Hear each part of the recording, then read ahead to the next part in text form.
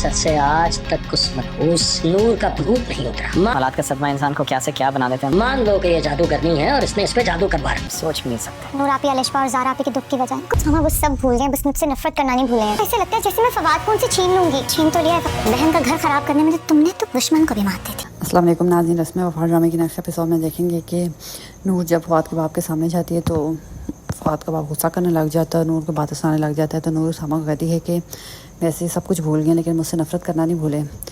फिर फवाद का बाप कहता है कि इसने ना मेरे बेटे पर जादू कर रखा है, मैं बता रहा हूँ तुम्हें, ऐसी ही बात है।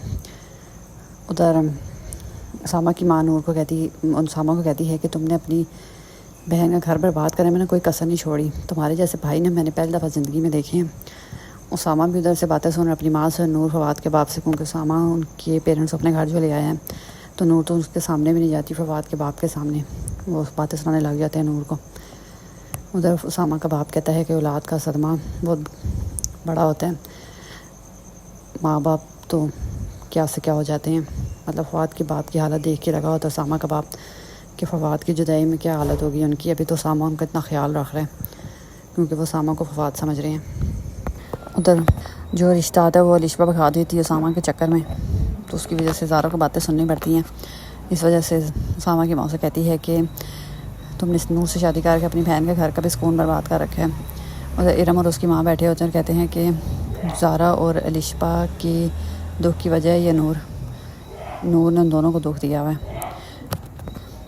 उधर फिर नूर सामा को कहती है कभी कभार तो लगता है जैसे फवाद मेरी वजह से इस दुनिया में ना आ रहा हो, जैसे उसको जो कुछ हुआ उसकी वजह मैं ही हूँ। तो ऊपर से इरम आ जाती है तो कहती हाँ बिल्कुल ठीक कह रही हैं आप ही वजह है उसकी कि फवाद भाई आज हम में नहीं है। मतलब इरम भी बाकियों की तरह नूर को बातें सुना रही है। उसामा उसको थोड़ा कहता है कि तुम ज़्यादा ना सोचो, लेकिन जो कोई आता है नूर को बातें सुना के चले जाता है। उधर उसामा की माँ इरम ज़ारा आती, वो भी नूर को बातें सुना जाती है। उसामा को माँ को तो इस बात पे भी गुस्सा है कि उसामा फवाद की फैमिली को अपने घर ले आया है। वो कहती है मेरा घर है, कोई पागल मेंटल असालम नहीं जिसको दिल करते उठा के ले आते हो। तो उसामा खुद उधर लग परेशान है और नूर चाह रही है कि फवाद के बाप की खिदमत करे, लेकिन फवाद का बाप उसको खरी खरी सुना देता है। तो नूर फिर अवॉइड ही करती है फवाद के बाप के सामने जाने से।